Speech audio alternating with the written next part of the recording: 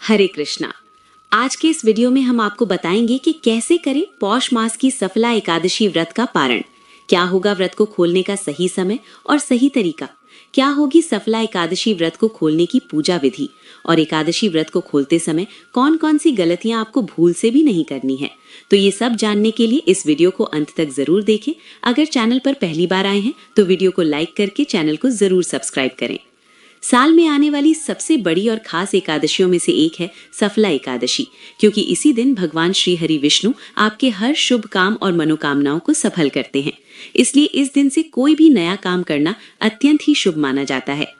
सफला एकादशी का व्रत रखने से सभी प्रकार के कष्टों से मुक्ति मिलती है और जीवन में सुख समृद्धि की वृद्धि होती है, और इस जन्म के खत्म होने के बाद साक्षात वैकुंठ लोक की प्राप्ति भी होती है। एकादशी के व्रत को समाप्त करने को पारण कहते हैं। एकादशी व्रत के अगले दिन सूर्योदय के बाद पारण किया जाता है। एकादशी व्रत का पारण द्वादशी तिथि समाप्त होने से पहले करना अति आवश्यक है। यदि द्वादशी तिथि सूर्योदय से पहले समाप्त हो गई हो तो एकादशी व्रत का पारण सूर्योदय के बाद ही होता है। द्वादशी तिथि के भीतर पारण न करना पाप करने के समान होता है। एकादशी व्रत का पारण हरिवासर के दौरान भी नहीं करना चाहिए। जो श्रद्धालु व्रत कर रहे हैं उन्हें व्रत तोड़ने से पहले हरिवासर समाप्त होने की प्रतीक्षा करनी चाहिए। हरिवासर द्वादशी तिथि की पहली 1/4 अवधि है। व्रत तोड़ने के लिए सबसे उपयुक्त समय प्रातःकाल होता है। व्रत करने वाले श्रद्धालुओं को मध्याह्न के दौरान व्रत तोड़ने से बचना चाहिए। कुछ कारणों की वजह से अगर कोई प्रातःकाल पारण करने में सक्षम नहीं है तो उसे मध्याह्न के बाद पारण करना चाहिए। कभी कभी एकादशी व्रत लगातार 2 दिनों के लिए हो जाता है। जब एकादशी व्रत 2 दिन होता है तब स्मार्त परिवारजनों को पहले दिन एकादशी व्रत करना चाहिए। दूसरे दिन वाली एकादशी को दूजी एकादशी कहते हैं। सन्यासियों, विधवाओं और मोक्ष प्राप्ति के इच्छुक श्रद्धालुओं को दूजी एकादशी के दिन व्रत करना चाहिए। जब जब एकादशी व्रत 2 दिन होता है तब तब दूजी एकादशी और वैष्णव एकादशी एक ही दिन होती है। भगवान विष्णु का प्यार और स्नेह के इच्छुक परम भक्तों को दोनों दिन एकादशी व्रत करने की सलाह दी जाती है। चूंकि इस बार एकादशी तिथि प्रारंभ हुई है 14 दिसंबर 2025 को शाम 6:49 से और एकादशी का समापन 15 दिसंबर 2025 को रात्रि 9:19 पर होगा, और द्वादशी तिथि प्रारंभ होगी 15 दिसंबर को रात्रि 9:19 से। इसका समापन 16 दिसंबर 2025 को रात्रि 11:57 पर होगा, और सफला एकादशी व्रत का पारण 16 दिसंबर को सुबह 7:07 से सुबह 9:11 तक किया जा सकेगा। इस बार हरिवासर का समय समाप्त होगा 16 दिसंबर 2025 मंगलवार को सुबह 4 बजे तक, यानी कि आपको 16 दिसंबर मंगलवार को सुबह 4 बजे तक सफला एकादशी का व्रत नहीं खोलना है। अशुभ मुहूर्तों के बारे में बात कर लेते हैं ताकि आप गलत मुहूर्त में अपना सफला एकादशी का व्रत न खोल लें। 16 दिसंबर को द्वादशी पर ब्रह्म मुहूर्त सुबह 5:29 से सुबह 6:17 तक रहेगा। सूर्योदय सुबह 7:05 पर होगा। सूर्यास्त शाम 5:39 पर होगा। इस दिन द्वादशी की प्रातः काल की पूजा का शुभ मुहूर्त सुबह 5:45 से सुबह 7:07 तक रहेगा। साथ ही इस दिन अत्यंत शक्तिशाली स्वाति नक्षत्र दोपहर 2:09 तक रहेगा और इसके बाद विशाखा नक्षत्र शुरू होगा। द्वादशी पर राहुकाल दोपहर 3 बजे से दोपहर 4:30 बजे तक रहने वाला है। इस अशुभ राहुकाल में भी अपना सफला एकादशी का व्रत ना खोलें, ना ही द्वादशी की पूजा करें, वरना आपका एकादशी व्रत करना असफल हो सकता है। आइए अब जानते हैं सफला एकादशी व्रत को खोलने की, यानी सफला एकादशी व्रत का द्वादशी के दिन पारण करने की संपूर्ण पूजा विधि, और क्या खाकर आपको इस एकादशी के व्रत को द्वादशी के दिन खोलना चाहिए। एकादशी व्रत का पारण करने से पहले ये ध्यान रखें कि मुहूर्त के हिसाब से द्वादशी तिथि शुरू हो चुकी हो।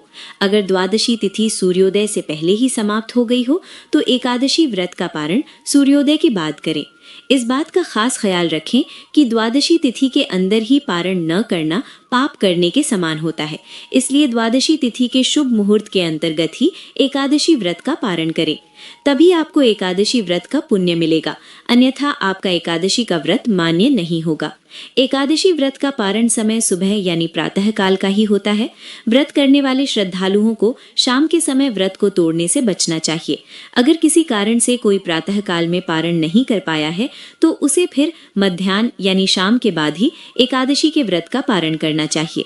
एकादशी के अगले दिन सुबह जल्दी उठकर पहले स्नान करके तुलसी देवी को जल अर्पित करें। एकादशी की 2 तिथियों पर तुलसी देवी को जल नहीं दिया जाता, इसलिए द्वादशी की तिथि पर सबसे पहले तुलसी देवी को जल देना आवश्यक है। फिर तुलसी महारानी को फूल चढ़ाएं और उनकी आरती करें। आरती करके उनकी 7 बार परिक्रमा करें। तुलसी देवी की रोज परिक्रमा करने वाले मनुष्य को कभी भी यमराज के दर्शन नहीं करने पड़ते। और अब विष्णु जी की पूजा के लिए तुलसी देवी के कुछ पत्ते ले लें। अब भगवान विष्णु को स्नान करवा के उनका पीले वस्त्रों से श्रृंगार करें। उनको पीले फूल और तुलसी पत्र चढ़ाएं। फिर भगवान विष्णु की आरती करें और आरती के बाद जाने अनजाने में एकादशी व्रत के दौरान आपसे हुई सभी छोटी बड़ी गलतियों की भगवान श्री हरि विष्णु से क्षमा मांगे। इसके बाद भगवान विष्णु से ये एकादशी व्रत स्वीकार करने की प्रार्थना करें। आइए अब जानते हैं कि क्या खाकर आपको एकादशी का व्रत खोलना चाहिए। द्वादशी के दिन भगवान विष्णु जी को घर पर सात्विक तरीके से बनाए गए पकवानों का ही भोग लगाएं।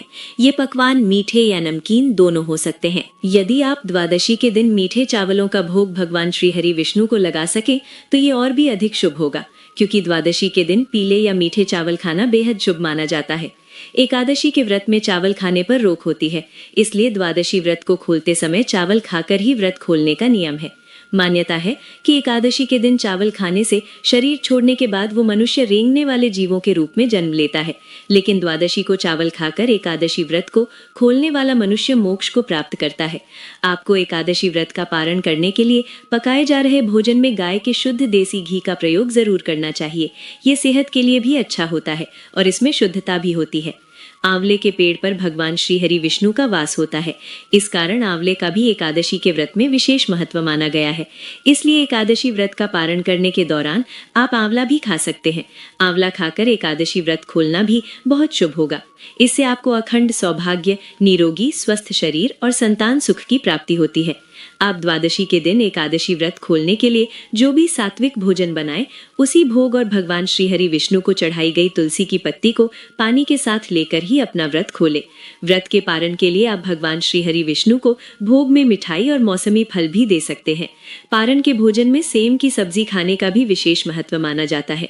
विशेष तौर पर एकादशी के व्रत में सेम को कफ और पित्त का नाशक माना गया है। ऐसे में एकादशी व्रत का पारण करते समय सेम को एक अच्छे भोज्य पदार्थ के रूप में देखा और माना जाता है। पारण के दौरान आप सूखे मेवे जैसे कि बादाम, पिस्ता, अखरोट और किशमिश भी खा सकते हैं। इसके अलावा दूध और दूध से बनी मिठाइयाँ भी एकादशी के व्रत के पारण में खाई जा सकती हैं। तो दोस्तों, उम्मीद है ये जानकारी आपको बेहद पसंद आई होगी। वीडियो को लाइक करें, चैनल को सब्सक्राइब करें और साथ ही कमेंट बॉक्स में जय श्री हरि, जय श्री विष्णु भगवान अवश्य लिखें।